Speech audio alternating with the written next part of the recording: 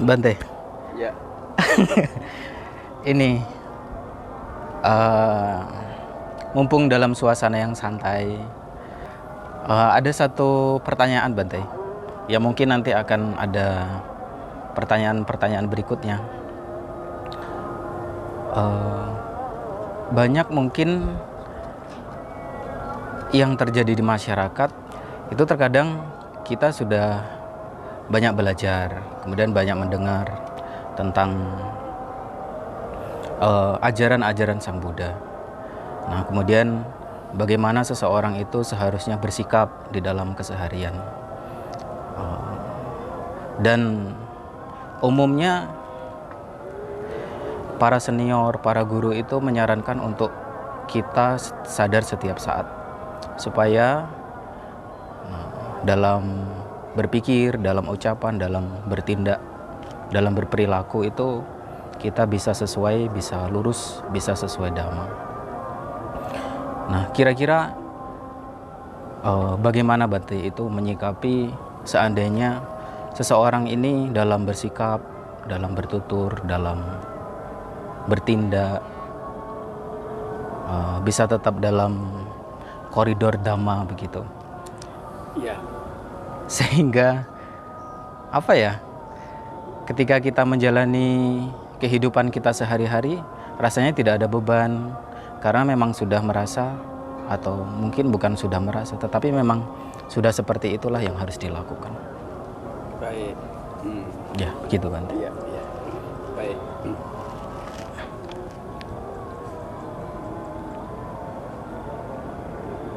Hal awal yang perlu seseorang itu perhatikan dan tanamkan adalah keyakinan. Ya. Kalaupun tidak yakin pada Sang Buddha, tidak soal. Ya. Maaf Bante, Asal, ya. artinya siapapun itu, baik yang punya keyakinan terhadap Sang Buddha ataupun yang tidak, dalam artian dia memeluk agama lain. Oh ya, Seperti itu. siapa saja, tidak memeluk agama apapun, tidak soal. Asal punya keyakinan. Loh, maksudnya keyakinan yang bagaimana? Yang dimaksud yaitu keyakinan pada hal-hal yang baik mendatangkan manfaat. Dan baik ini tentu harus didasari dengan pikiran yang bijaksana. Ya, soalnya istilah baik banyak yang mengistilahkan, ya, tetapi kriteria baik ini sendiri banyak yang sesuai dengan persepsi masing-masing dan itu berbeda-beda. Jadi baik di sini apa? Dikatakan baik apabila suatu perbuatan baik lewat pikiran, ucapan maupun secara tindakan, ya, secara jasmania itu tidak mendatangkan derita bagi diri sendiri.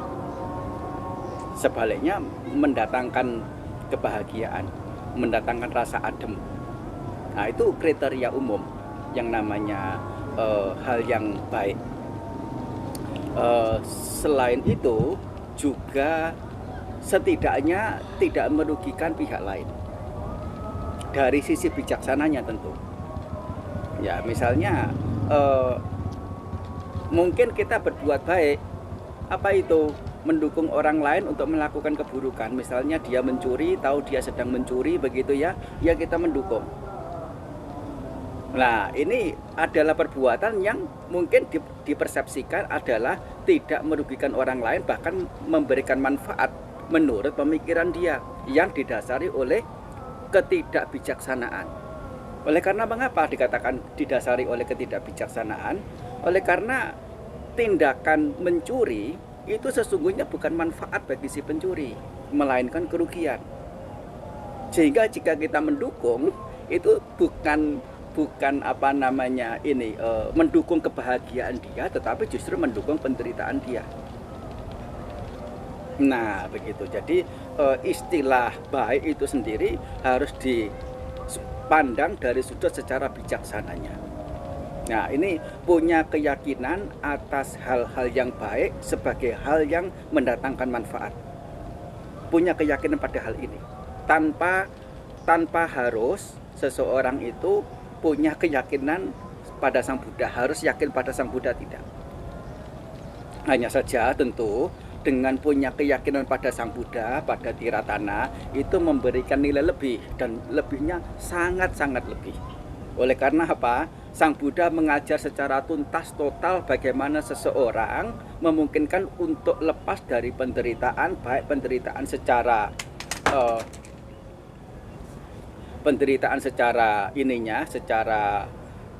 keseharian, termasuk kalau seseorang mempercayai tentang alam ini, alam lain, di mana ada alam bahagia, ada alam sengsara, di alam peta, di alam neraka, di alam binatang, di alam asura. Nah, itu adalah sebab-sebab penderitaan. Nah, untuk bebas dari penderitaan di alam-alam itu, di kondisi yang tidak menyenangkan, termasuk juga mendapatkan kebahagiaan, mulai dari kebahagiaan dunia ini, kebahagiaan dunia lain, sampai pada kebahagiaan puncaknya, yaitu kebahagiaan tertinggi, padamnya penderitaan tanpa perlu kembali menderita lagi. Itu Sang Buddha telah secara total, secara tuntas, dan tidak bertele-tele, straight, langsung.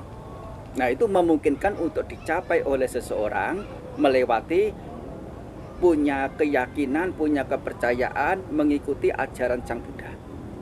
Itu adalah sisi lebih kalau seseorang menanamkan keyakinan pada Sang Buddha. Nah, di sini pertama sekali adalah keyakinan ini. Yakin tentang nilai-nilai baik. Nah, hal berikutnya adalah ini saya hanya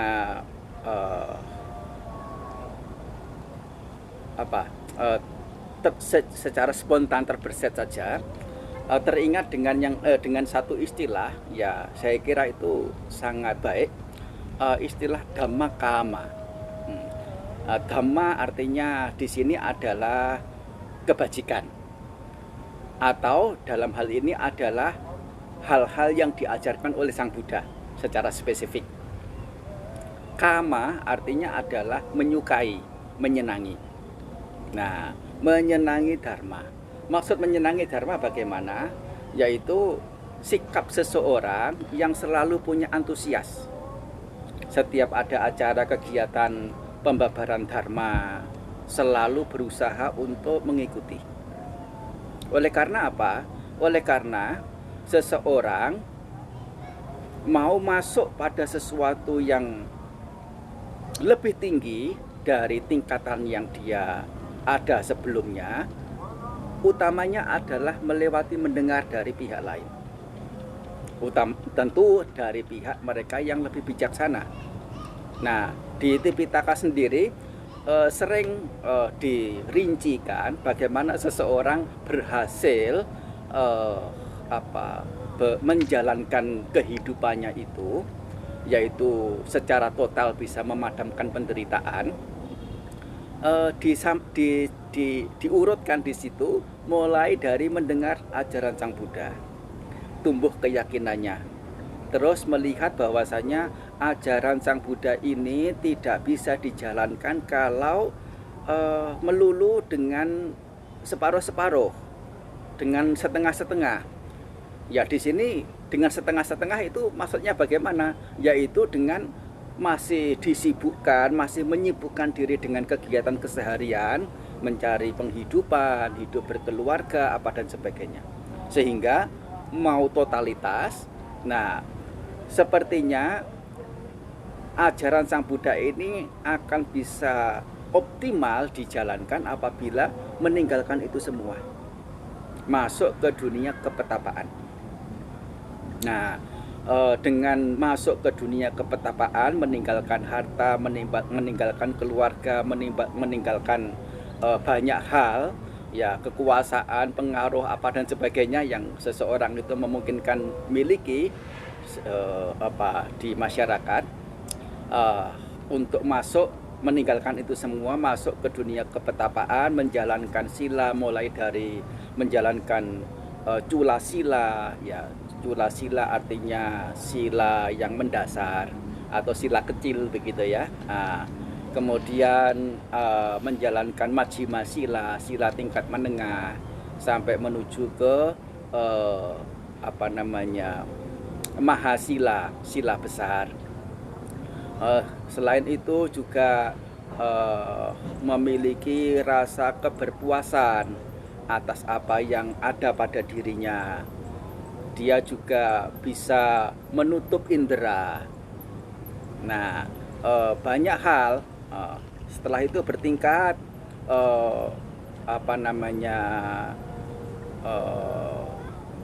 mempunyai pemikiran yang positif. Apa pemikiran positif itu? Adalah pemikiran yang bebas dari kesenangan indrawi, yang disebut dengan istilah nekkhamma vitakka. Nah, yang kedua adalah abhyapada vitakka, ya, yaitu pemikiran yang disertai dengan ketidak ada kegusaran atau kegeraman. Nah, nama lain dari kebencian. Dan yang ketiga adalah awihingsa vitakka, pemikiran yang didasari dengan ketidak ada itikat jahat, itikat buruk, itikat menyakiti, baik menyakiti diri sendiri maupun menyakiti pihak lain. Oleh karena orang kalau bodoh, kalau dungu, tidak tahu bahwa perbuatan itu menyakiti diri sendiri. Nah, yang taunya adalah berbuat apapun tujuannya untuk manfaat diri, padahal sesungguhnya adalah ujung-ujungnya menyakiti diri sendiri. Ini namanya wihingsa vitakka. Nah, berpikir berkebalikannya disebut dengan awihingsa vitakka. Nah, ini adalah 3 pemikiran, dan dengan memiliki vitakka di sisi yang baik, keberadaan ini dia bisa memungkinkan untuk masuk dalam situasi lengang, yang dalam bahasa Pali diistilahkan itu adalah wiwicca. Nah, wiwicca atau wiwita. Wiwita itu kata sifatnya. Kalau wiwicca itu kata kerjanya.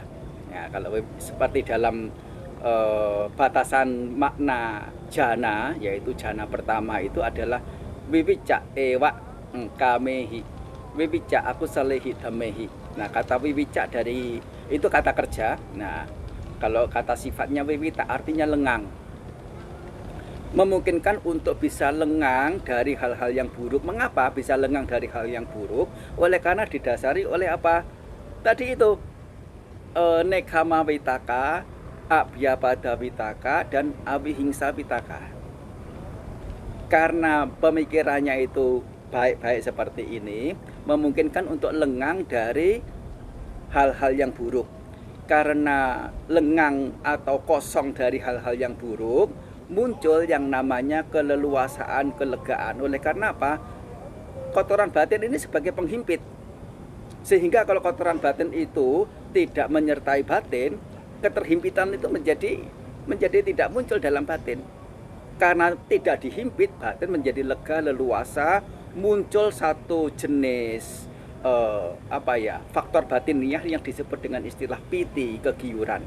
Termasuk juga secara umum itu berlanjut menjadi sukha, kebahagiaan yang muncul dari berada dalam nilai-nilai luhur, nilai-nilai bajek, atau pemikiran-pemikiran yang bebas dari hal-hal yang buruk. Nah, setelah itu seseorang masuk dalam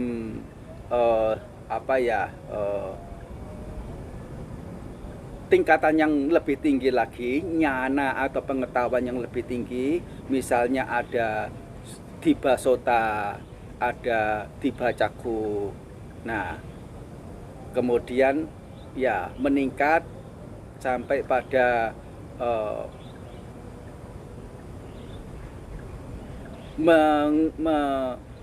merealisasi 4 kebenaran Arya. Ya, sampai kemudian dapat menyadari tentang bahwa dia telah sirna kotoran-kotoran batin, atau yang disebut dengan istilah asawa. Asawanya hilang. Nah, ini menjadi puncak dari pelatihan diri. untuk mendapatkan manfaat yang paling ya ya sudah akhir, sudah selesai, dikatakan sudah selesai tugas. Itu adalah urutan-urutan yang itu ini sih tidak lengkap. Kalau di Tipitaka dijelaskan di Sutta itu ya itu lebih ada rincian, ini sebatas yang diingat. Nah itu secara sepintas saja jalurnya itu seperti itu. Nah itu mulai dari mana? Mulai dari memunculkan keyakinan. Nah kemudian untuk berlanjut keyakinannya itu bisa berhasil guna, tentu ada pokok-pokok dharma penunjang yang lainnya, yaitu misalnya punya semangat, punya pengingatan, punya keteguhan, dan punya kebijaksanaan. Ya itu kalau dalam bahasa palinya ya setelah punya keyakinan sadha ya seseorang perlu melanjutkannya itu dengan memiliki wirya, memiliki sati, memiliki samadhi, dan memiliki panya. Nah termasuk juga perlu ditunjang dengan pokok-pokok dharma yang lain, sebagaimana yang tadi di awal saya sebut, yaitu adalah dhammakama, yaitu menggemari dharma. Senang dalam acara pembabaran dharma, selalu mengikuti bukan sekadar datang tubuhnya. Secara tradisi banyak masyarakat ya karena diberitahu bahwa mendengar dharma itu adalah kebajikan, bisa menjadi kondisi untuk terlahir di alam surga. Sebatas ini saja, mereka kemudian selalu hadir dalam acara mendengar dharma. Tetapi asal datang, pokoknya datang mendengar dharma sudah merasa dia akan naik ke surga. Nah begitu. Jadi pokok asal datang artinya apa? Ya setelah datang mendengar, asal mendengar. Karena asal mendengar, paham juga asal paham. Dan tidak berlanjut sampai kemana sudah. Sebentar juga lupa. Nah, dharma kama atau dhamma kama ini, kegemaran dharma ini bukan sebatas datang mendengar saja, tetapi mendengar dengan kesungguhan hati. Memperhatikan apa yang disampaikan, kalau perlu bertanya.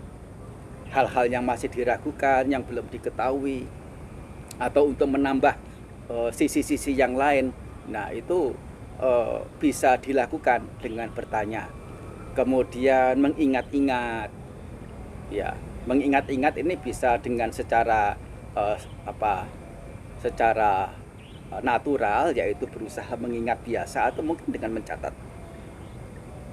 Nah setelah mengingat, ya termasuk juga dengan mencatat, apa kemudian yang dilakukan adalah merenungkan ulang, mengulas ulang, lagi dan lagi, lagi dan lagi.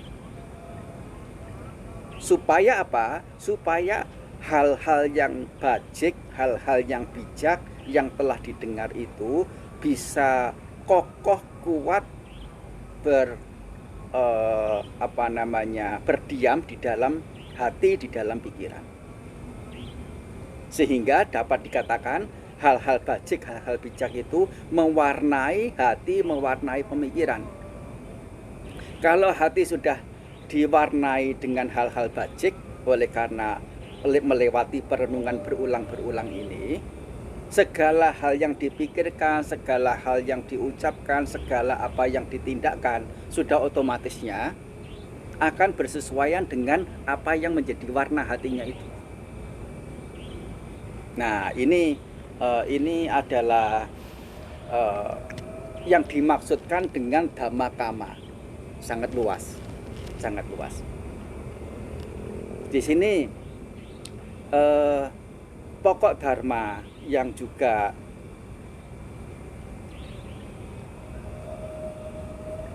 mendasar, bahwasanya kita di dalam kehidupan keseharian itu meskipun sudah pernah mendengar, ya kita tidak bahas tentang mereka yang belum pernah tahu, belum pernah mendengar ya. Meskipun mereka di antara kita yang sudah banyak mendengar sekalipun, mendengar ajaran Sang Buddha, tetapi merasa apa yang harus dilakukan, apa yang harus saya lakukan dalam praktek dharma ini. Ya, kebingungan. Atau mengapa saya masih terhimpit, masih ada beban, sebagaimana tadi disampaikan. Manfaat apa yang bisa saya dapat dari mendengar dharma yang selama ini saya lakukan? Banyak hal sesungguhnya. Apapun yang didengar, yang telah didengar itu sesungguhnya sudah bermanfaat. Permasalahannya apa? Permasalahannya adalah kurang adanya sati. Sati itu apa? Sati artinya adalah pengingatan. Kalau biasa kita mendengar sati artinya perhatian. Nah, di sini saya mengartikan sati itu adalah ingatan. Kalau dalam bahasa Jawa namanya eling. Kata eling itu dalam bahasa Indonesia juga sudah masuk. Justru kata eling ini punya makna yang lebih mendalam daripada ingat. Kalau ingat itu ya kemarin sudah minum obat belum? Nah, itu ingat. Tapi kalau eling itu adalah teringat enggak dengan sesuatu yang mulia? Menyadari enggak? Punya penyadaran tidak? Nah, makna kata eling itu lebih mendalam justru dari sadapan dari bahasa Jawa. Yang sesungguhnya kata eling sendiri dalam bahasa Jawa artinya ya biasa-biasa saja seperti kata ingat dalam bahasa Indonesia. Nah, di sini kata sati itu sendiri, kata ingat atau kata eling sesungguhnya adalah terjemahan dari bahasa Pali Sanskerta sati itu sendiri. Ya, kalau di Jawa itu ada istilah eling lan waspodo. Nah, eling itu ingat, waspada itu artinya apa? Was itu artinya tahu. Seperti kata mawas ya, atau was atau awas artinya adalah tahu. Punya pengetahuan. Dan itu adalah nama lain dari panya, kebijaksanaan atau sampajanya. Jadi sesungguhnya kata eling dan waspodo itu adalah sati dan sampajanya. Nah, kembali pada sati itu tadi, yang artinya adalah ingatan. Yang dimaksud ingatan bagaimana? Yaitu upaya mengingat-ingat apa yang telah didengar, apa yang telah dipikirkan juga, sesuatu yang baik, sesuatu yang bijak. Selalu berada dalam ingatan, namanya punya eling, punya sati. Ini adalah kegiatan rutin yang tidak boleh untuk dilalaikan. Nah, kalau misalnya ini ada upaya untuk memunculkan sati atau pengingatan, apa yang diingat kalau belum mengetahui sesuatu? Nah, jadi mengetahuinya bagaimana? Ya, seseorang bisa melihat secara wajar saja apa yang diketahui dari orang lain, mereka yang bijaksana, termasuk di sini utamanya dari Sang Buddha, itulah sudah nilai kebijaksanaan. Kebijaksanaan sudah kita dapat. Kita belajar dharma sekian lama waktunya, sesungguhnya ya pengetahuan kita tentang dharma itu tidak kurang-kurang. Dan itu tunggu munculnya sati, munculnya pengingatan. Dan itu tidak sekonyong-konyong muncul saja, melainkan diupayakan muncul, disengaja bagaimana supaya muncul. Jadi tidak secara alamiah kalau sati muncul ya itu bagus, tidak ya nanti menjadi terbawa arus oleh ke hal-hal yang tidak kondusif, yaitu hal-hal yang mendatangkan kerugian. Nah, ini adalah pentingnya antara sati dan kebijaksanaan. Ada kebijaksanaan, ada pengetahuan, tidak ada pengingatan, tidak berfungsi, tidak berguna. Ada ingatan, ada sati, tetapi panya kebijaksanaan itu tidak ada. Terus gunanya apa sati ini? Tidak berfungsi juga. Ya begitu. Jadi kedua-duanya ini saling dukung-mendukung menjadi satu kesatuan. Ya, Sang Buddha kadang juga cukup menyebut salah satu saja, yaitu punya sati. Itu sudah artinya punya sati dan punya panya. Punya sati dan punya sampajanya. Kadang hanya menyebut sampajanya atau menyebut panya. Artinya sudah kedua-duanya. Panya juga atau sampajanya, dan satu lagi adalah sati. Nah, dalam konteks tertentu beliau hanya menyebut salah satu, meskipun dalam konteks yang lain menyebut lengkap dua-duanya, sati juga, panya atau sampajanya juga. Kebijaksanaan, berbicara tentang kebijaksanaan. Kebijaksanaan itu apa? Kebijaksanaan adalah kemampuan dalam mengetahui suatu keberadaan sebagaimana yang sebenarnya. Itu namanya kebijaksanaan. Ya, kita tahu kata bijaksana itu asal-usulnya dari bahasa Jawa kuno, ya wicaksono, wicaksono. Ya.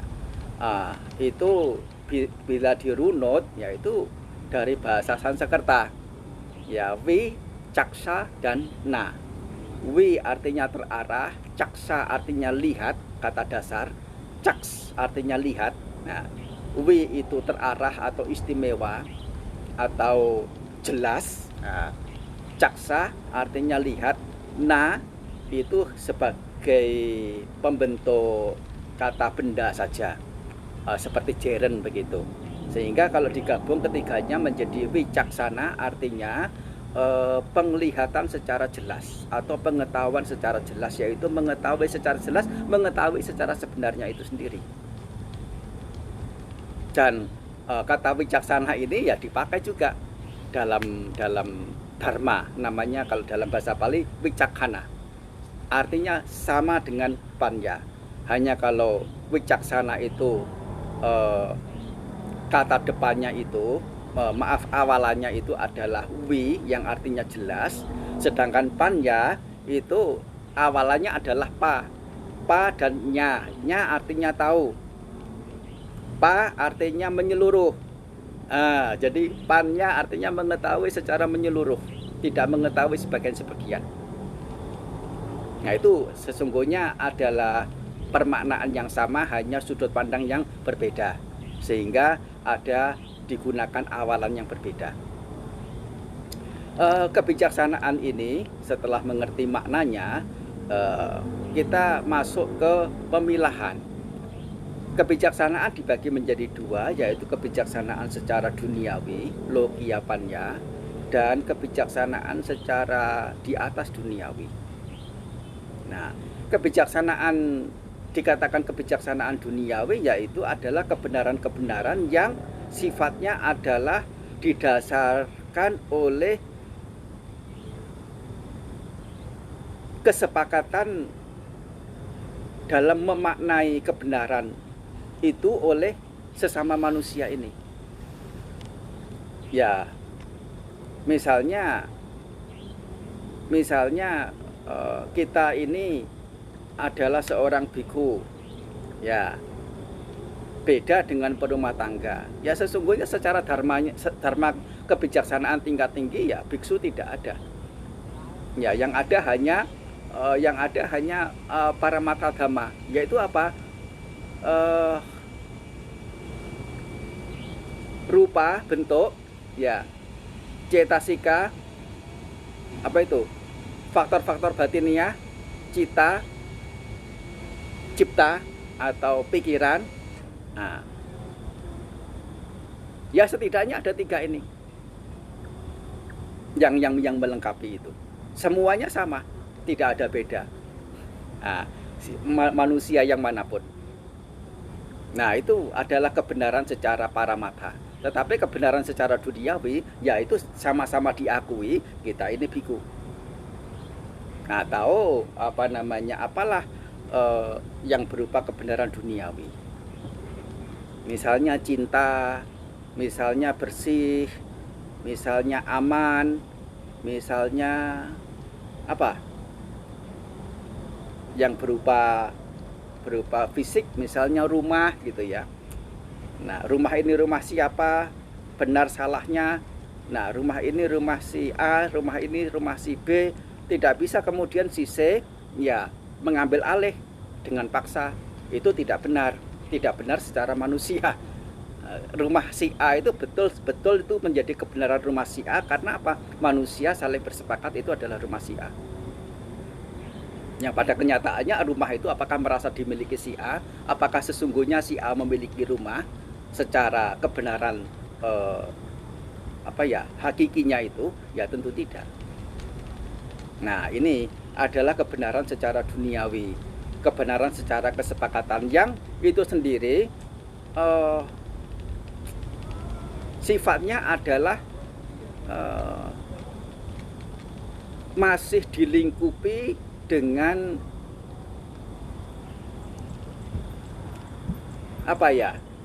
masih dilingkupi dengan pandangan keliru sesungguhnya. Kalau secara dilihat secara kebenaran di atas duniawinya, kebenaran duniawi itu masih disertai dengan pandangan keliru. Oleh karena di sana umumnya terpilah menjadi dua, yaitu didasari dengan pandangan sebagai yang kekal, atau kalau tidak begitu pandangan sebagai yang kosong, yang tidak kekal dalam arti yang kosong, yang tidak bersebab, yang tidak berakibat. Nah, ini sedangkan kalau pandangan benarnya dari secara di atas duniawi, nah disertakan yang itu lengkap sebagai yang tidak kekal, sebagai yang tidak bisa bertahan, sebagai yang tidak ada inti, tidak ada diri, tidak ada esensi, tidak ada pemilik, tidak di luar kuasa, yang sebagai yang semu, yang kosong. Atau ya secara umum dikatakan anicca dukkha anatta, yang semuanya itu utamanya untuk menuju apa? Untuk menuju pada perealisasian 4 kebenaran Arya. 4 kebenaran Arya ini adalah nilai kebijaksanaan utama dalam seseorang berupaya untuk merealisasi kepadaman dari derita. Ini mengarah ke sesuatu yang relatif mendalam, ya. Adalah pemilahan antara kebenaran secara duniawi dan kebenaran secara di atas duniawi, lokiyapannya dan lokutarapannya. Nah, lokiyapannya secara nyatanya itu seperti apa? Nah, tidak usah terlalu jauh praktik dharma dulu. Sejauh posisinya sebagai apa? Kalau kita misalnya dalam usia sekolah, ya rajin, tekun, belum bekerja sendiri tapi masih memungkinkan untuk membantu siapa yang berjasa kepada kita, yaitu orang tua atau siapa yang lain, ya setidaknya itu tidak membuat masalah, ya itu punya kerajinan, punya ketekunan, punya tanggung jawab. Sesungguhnya itu adalah sudah kebijaksanaan. Kebijaksanaan secara duniawi. Mengapa dikatakan bijaksana, kerajinan, ketekunan ini? Oleh karena rajin, tekun pada hal-hal yang bermanfaat, yaitu rajin belajar di sekolah, rajin bekerja termasuk rajin mempraktekkan dharma misalnya, rajin mendengarkan dharma misalnya. Kerajinan ini mengarah pada manfaat yang lebih tinggi, yang berbeda kalau membawa diri pada kemalasan. Tentu malas itu nyaman tidak?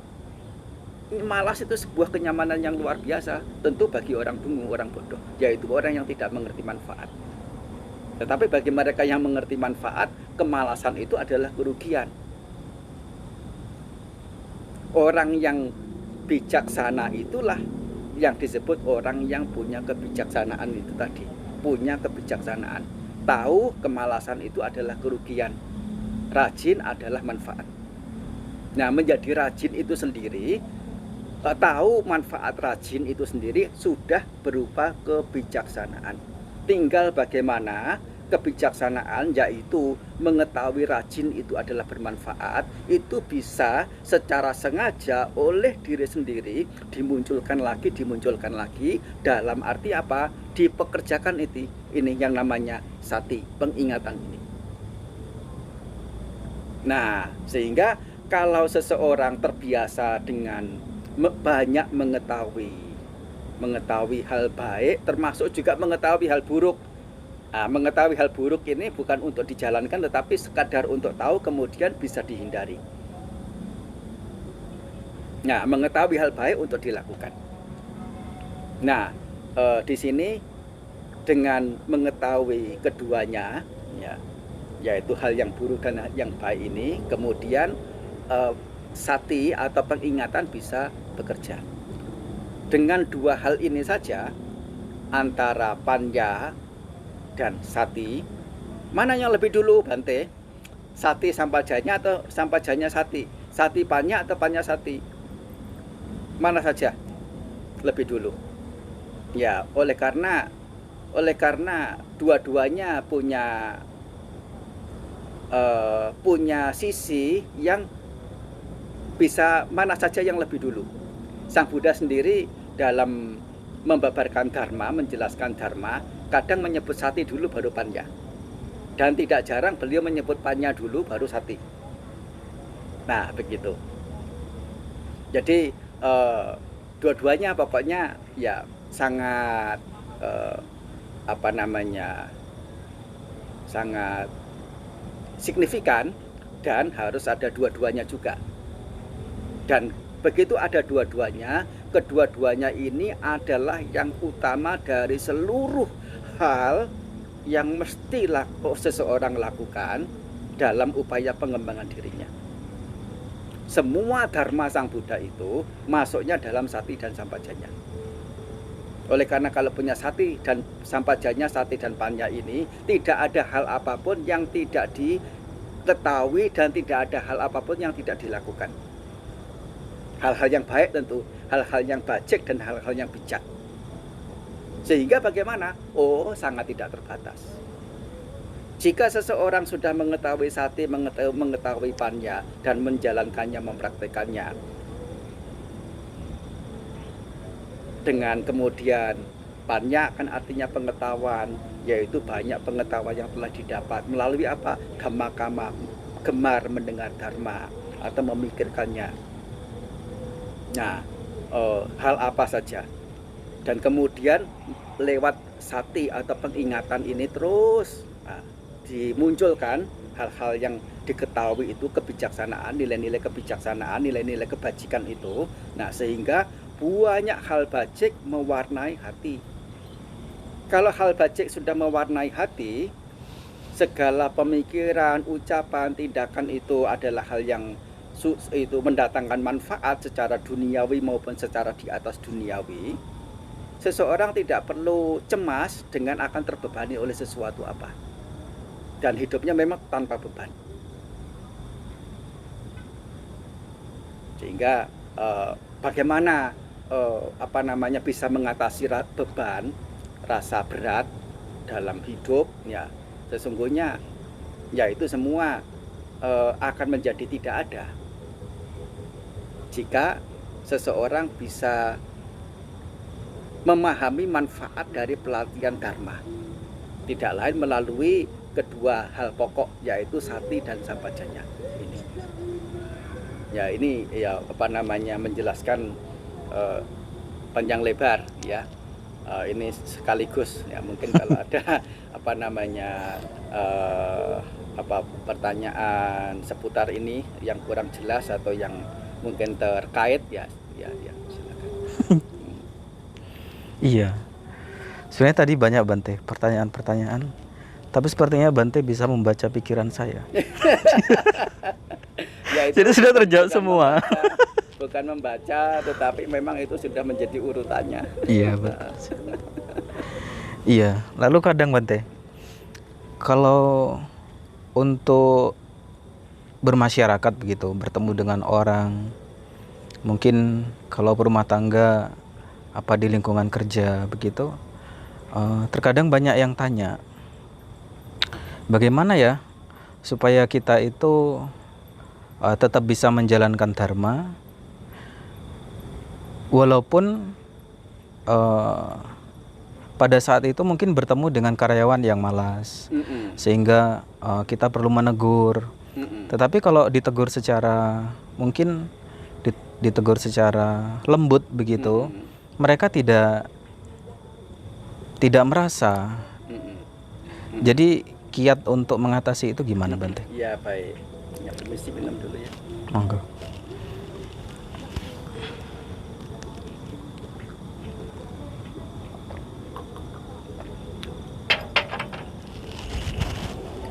Eh, saya akan menyampaikan sesuatu, tetapi jangan kemudian dipahami saya ini orangnya negatif minded. Bahwasanya kalau kita sudah mau terjun di tengah-tengah umat manusia, kita harus siap-siap kepanasan. Oleh karena umat manusia itu tidak lebih, tidak kurang seperti kobaran api. Kobaran api ini apa? Kobaran api keserakahan, kobaran api kebencian, kobaran api kebodohan, kobaran api keiri hatian, kobaran api kekikiran, kobaran api ketinggi hatian. Sesungguhnya itu adalah api. Sehingga kalau kita mau masuk di tengah-tengah masyarakat, tanya kepada diri sendiri sudah siap belum? Nanti dampak dari masuk ke kobaran api. Ini yang perlu seseorang itu sadari. Nah, jangan terlalu polos, terlalu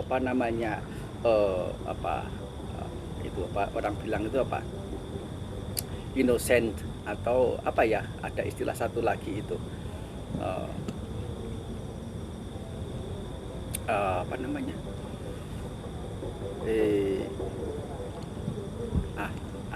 tidak teringat.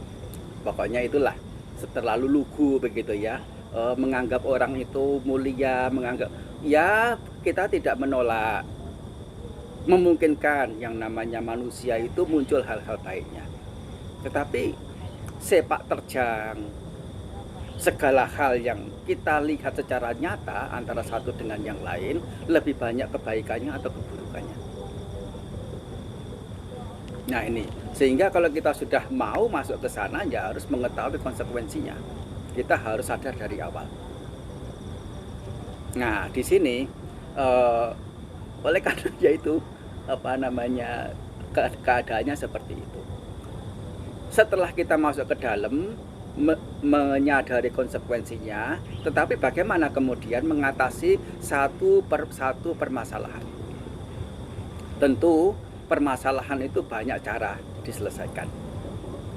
Dan cara di sini yang dimaksudkan adalah hanya simpel saja, cara buruk dan cara baik. Cara buruk itu misalnya apa? Ya kalau dia curang sama saya kan bisa curang sama dia juga. Dia curang sama saya curangi juga. Dia nempeleng saya tempeleng juga.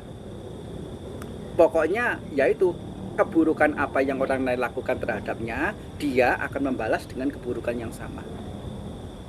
Ini adalah cara. Tetapi sesungguhnya cara sedemikian rupa, ya misalnya dia sombong begitu ya. Ya kita nggak kalah kok, kita punya ini, kita punya itu. Ya ditimpali dengan kesombongan juga. Nah misalnya, nah ini adalah dikatakan sebagai cara di sisi buruk. Nah di sisi yang lain disebut dengan cara yang baik. Ya dengan apa? Tidak melakukan keburukan meskipun diburuki. Soalnya sesungguhnya kebaikan itu bukan kelemahan. Kebaikan justru adalah atau bisa menjelma menjadi senjata. Senjata yang di antara senjata yang ada di muka bumi ini tidak kalah ampuh dibandingkan senjata kebaikan. Orang sampai bisa tunduk takluk secara hati karena kebaikan, bukan karena kekerasan. Secara kekerasan, secara kekuasaan, secara pengaruh, secara harta atau apapun yang lain, mungkin seseorang tunduk, hatinya bisa tunduk tidak. Nah, di belakang ini, di belakang tempat, yaitu tidak berpapasan, tidak berhadapan, yang mungkin mencela, mengumpat, atau kemungkinan jika ada kekuatan cukup membalas dendam. Ini. Tetapi kalau senjatanya itu adalah senjata kebajikan, dari hati seseorang itu takluk, nggak ada masalah, dan itu menjadi totalitas.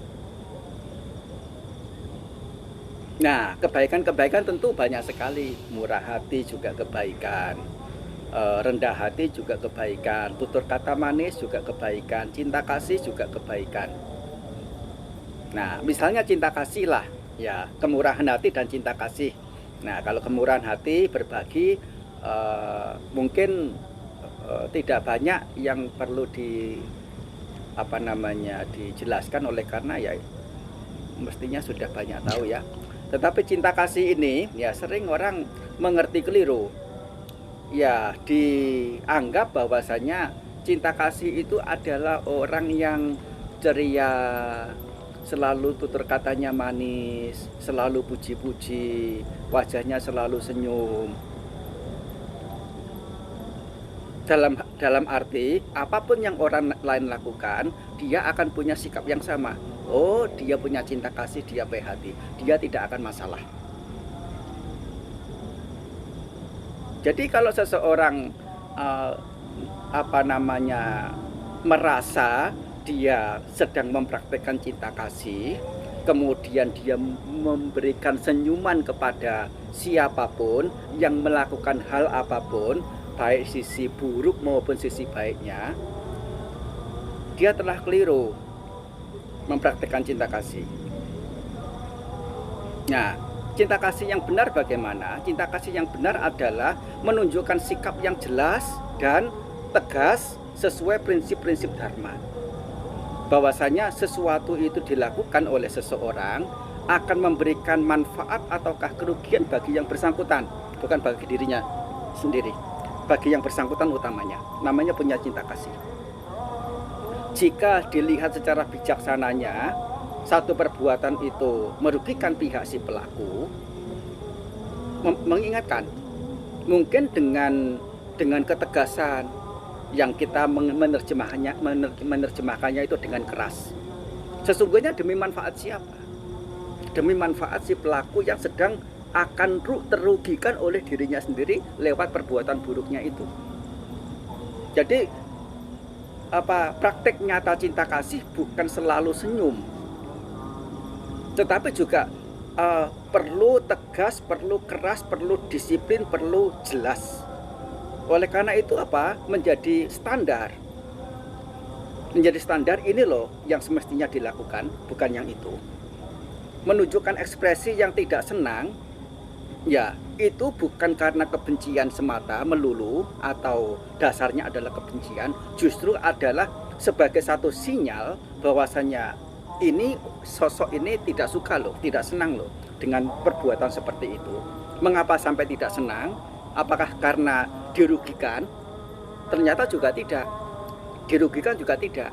Mungkin juga dirugikan, tetapi secara duniawi, secara materi atau apa, mungkin tidak mempermasalahkan tentang kerugian yang yang diterima.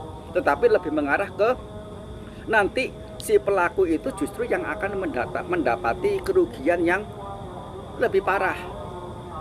Sehingga ya sikap yang ditunjukkan mungkin sesuatu yang memberikan sinyal melalui tidak senang sebagai pengingatan, sebagai peringatan.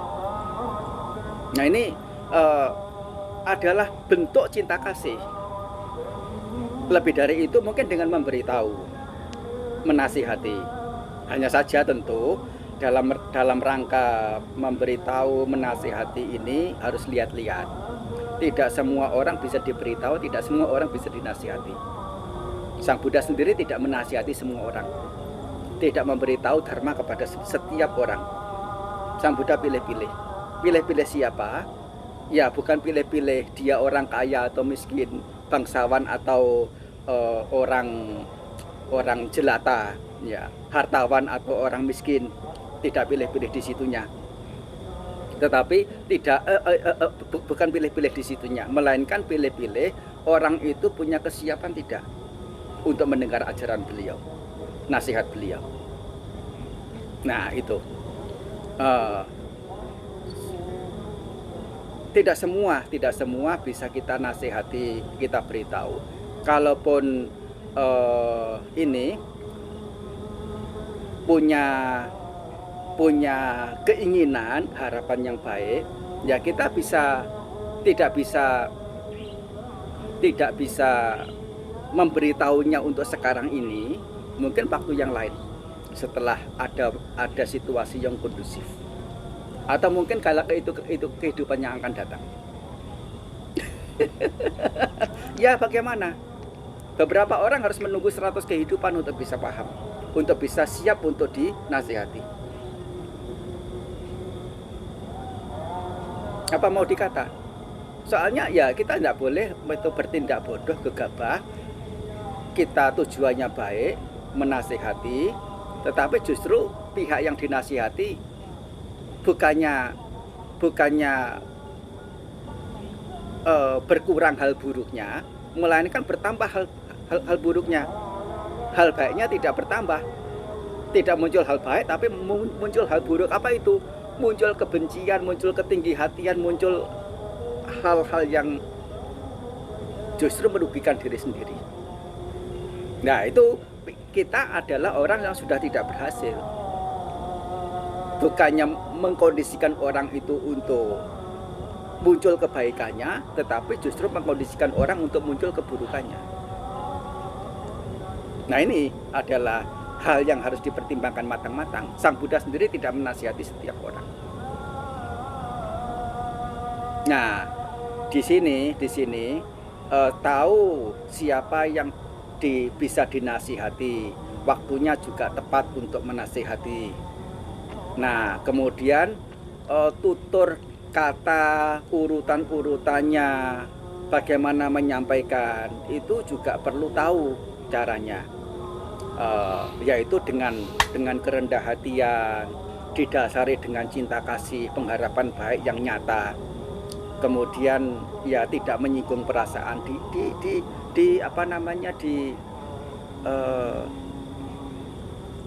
dicermati kata-kata apa yang mesti dikatakan, diucapkan. Dan sesungguhnya cara jitu seseorang dalam memberitahu orang lain itu adalah jangan sampai orang yang diberitahu itu merasa sedang diberitahu. Soalnya kalau seseorang itu merasa diberitahu, pada umumnya dia secara spontan, secara alamiahnya manusia, yaitu selalu mendasarkan pada kotoran batin, tersinggung. Yang dikatakan ada yang namanya tameng atau perisai, menutupi, menghalangi kata-kata orang itu masuk ke dalam hatinya. Dan itu sudah bukan hal yang kondusif lagi, bukan hal yang dikatakan manfaat lagi apa yang kita lakukan itu. Nah untuk beberapa orang yang memang memungkinkan, sangat kondusif, bisa menerima kalaupun yang memberitahu itu membuka diri, ini sedang memberitahu loh, dan yang diberitahu memang sudah siap untuk mendengar, itu beda hal lagi. Kadang mungkin dengan perumpamaan, kadang dengan contoh, kadang mungkin dengan cerita-cerita jataka, cerita-cerita tentang ini itu. Sesungguhnya adalah cerita itu selain asik, ya, menyenangkan, seru, ya, tetapi juga menyimpan hikmah-hikmah, menyimpan makna-makna yang terkandung di dalamnya. Nah itu yang didapat dari cerita itu. Atau barangkali dalam rangka memberitahu orang, tidak harus diri sendiri yang ngomong, meminta orang lain ngomong, baik secara langsung ataupun tidak langsung. Yang tidak langsung bagaimana? Misalnya dengan mengkondisikan sedang lihat televisi, sedang lihat tayangan di media sosial, ya nonton bareng atau diri sendiri nonton nanti secara tidak sengaja begitu ya. Nah, siapa yang ingin diberitahu itu nanti biasanya duduk di sini ngomong-ngomong itu sambil makan, sambil ngobrol, sambil apa. Mau tidak mau ikut nonton. Tujuannya adalah untuk memberitahu, tapi tidak secara langsung memberitahu. Itu adalah cara. Tujuannya kan supaya yang bersangkutan berubah. Itu kan maunya. Tidak harus kan mulut sendiri yang bicara. Nah, kalau sampai mulut sendiri yang bicara, dampak negatif apa yang didapat?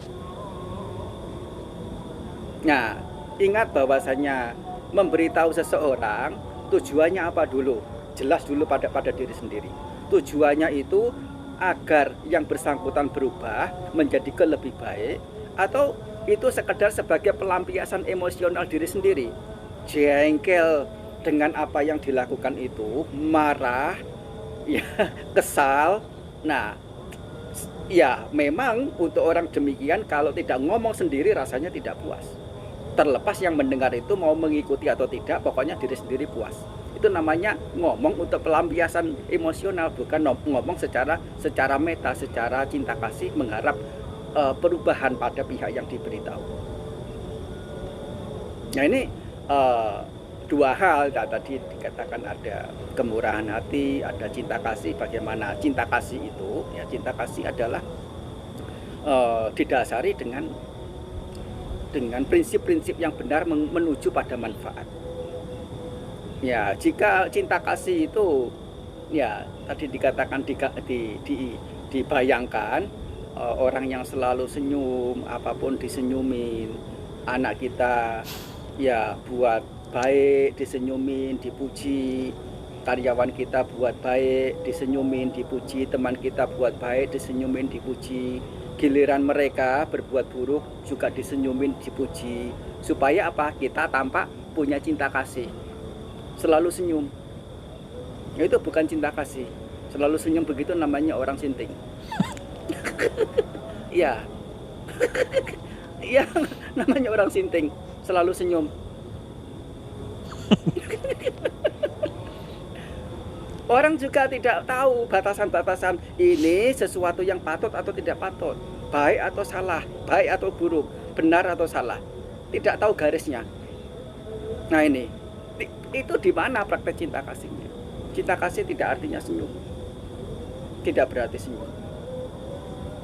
Ya itu. Iya.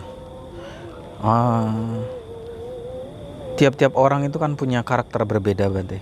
Iya. Mungkin kita sebagai orang yang mau memberikan petunjuk, nasihat, atau mengingatkan sesuatu yang baik, agar dia pada jalan kebenaran begitu, juga seharusnya menyesuaikan.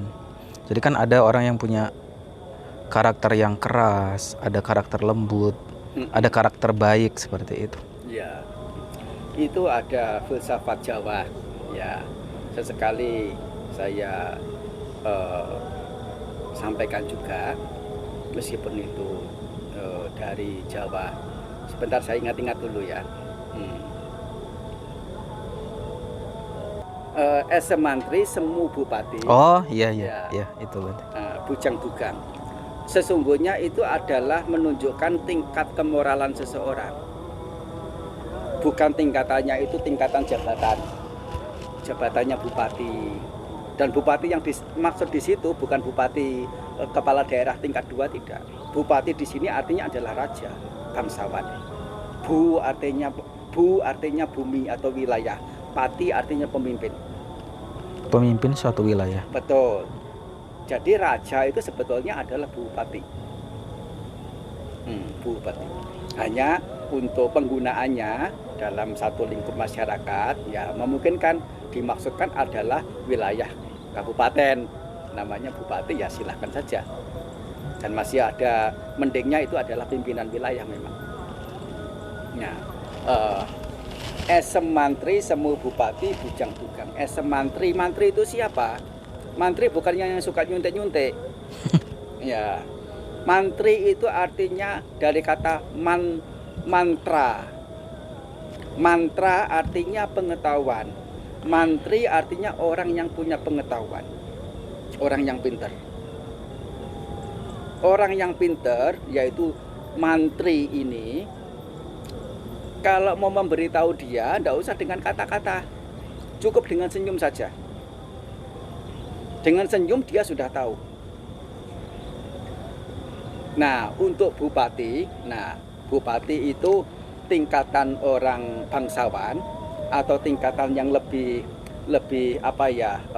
lebih inferior dibandingkan mantri. Mantri itu mungkin seorang petapa, mantri itu mungkin seorang bijaksanawan, orang besar. Itu mantri namanya. Nah, kalau di bawahnya ya bupati, para pejabat, para bangsawan namanya bupati. Nah, dipakai semu. Semu itu apa? Pasemon. Pasemon itu kalau dalam bahasa Indonesianya itu kiasan. Kiasan. Semantik. Apa? Semantik. Bukan semantik. Itu kiasan. Semu itu, pasemon itu sesuatu yang tidak secara langsung diberitahukan, tetapi dengan bercerita ini, cerita itu, perumpamaan apa dan sebagainya.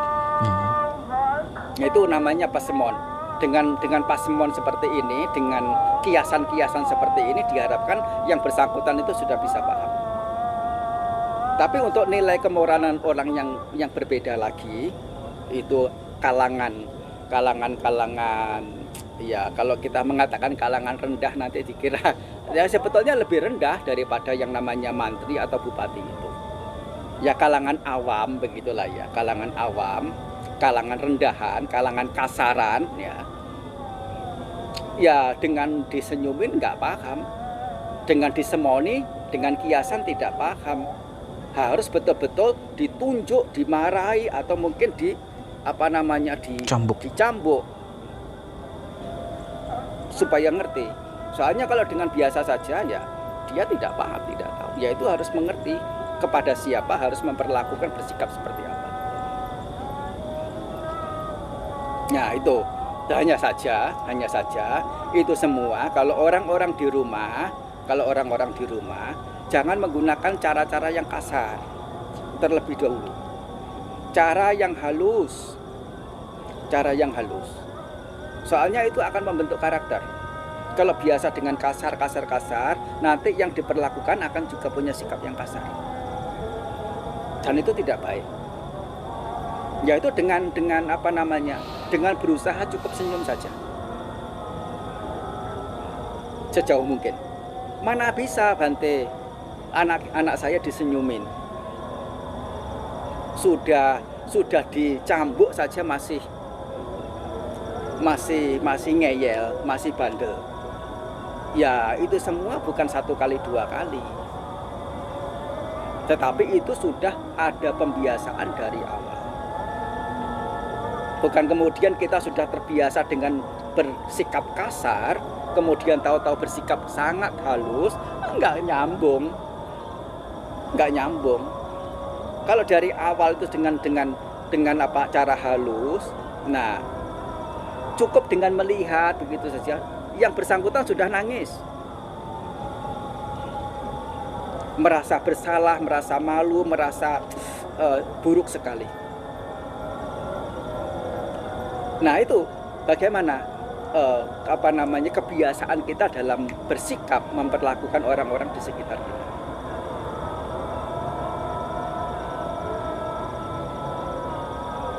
Ya itu ya ini perlu diri sendiri juga perlu belajar. Nah bukan orang lain, justru kita sendiri yang harus belajar. Soalnya tanpa belajar kita tidak, apalagi kita tidak punya keterbiasaan untuk itu.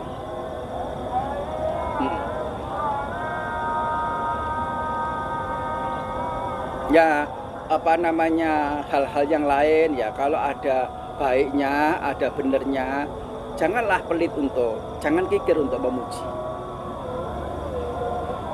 Nah, kalau ada kurangnya, ada buruknya, tahan dulu. Jangan serta-merta memberitahu.